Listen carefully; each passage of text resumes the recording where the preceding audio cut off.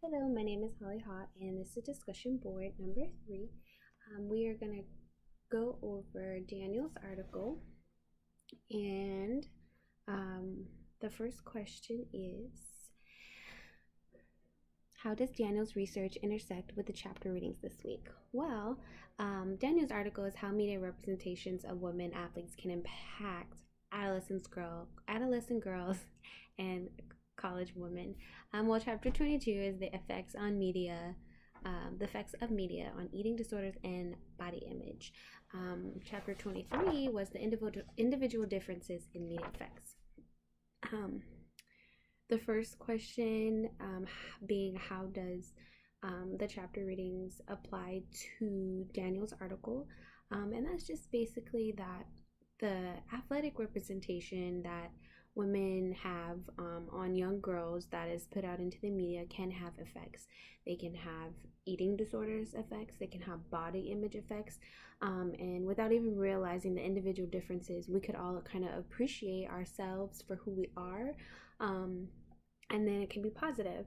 So what is Daniel's hypothesis of the impact of images of women athletes on girls and women? Daniel's hypothesis is basically, if the athletes are posing themselves as models and of more sexualization of what the body is looking like versus the athletic abilities and the strength of women, it could definitely have a negative or a positive effect on young women who are viewing that. How does she go about studying it? Well, she's viewing images of these athletic women, women who are basketball players, women who are swimmers, women who are hikers, so on and so forth.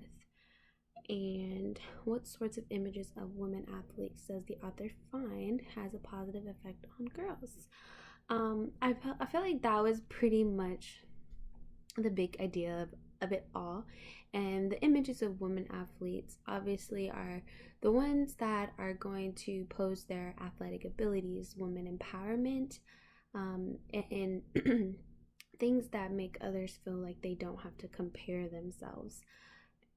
And that would be the most positive effect, because obviously there are ways that can be negative. Women or young girls can look at themselves and feel as though that's not what they look like, and they could try to achieve it, and because there are individual differences, it's sometimes not achievable, and that could cause a lot of damage to young women and adolescents.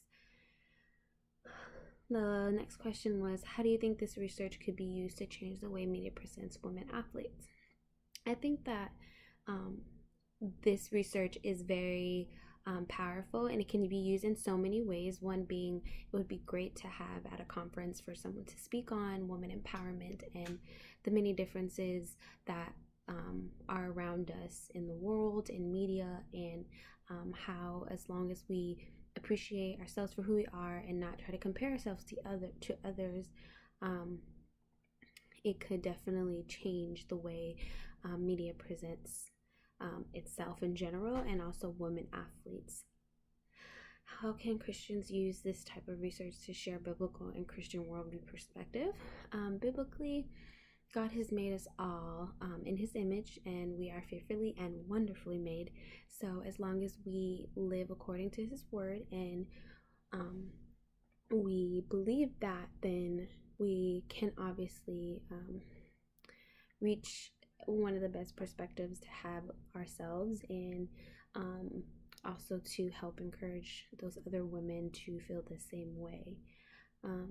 Proposed a way to utilize this research to help adolescent girls. Like I said, I thought this was instantly a great idea to discuss at a conference, a women's conference, and help women to feel worthy, to help women feel as though they don't have to compare themselves to anything that they see in the media, or just in social interactions, and that even if we are looking at something to be like, always remember that the next person can be looking at us to be like. So the best thing to do is to focus on our inner beauty and not worry about what we look like on the outside, just as long as we're um, healthy and we're happy, that's all that matters. So I think this is something that could definitely reach out to adolescents and women who are in college, and just women in general. So I think it's such a powerful research that was done. Thank you and have a great day.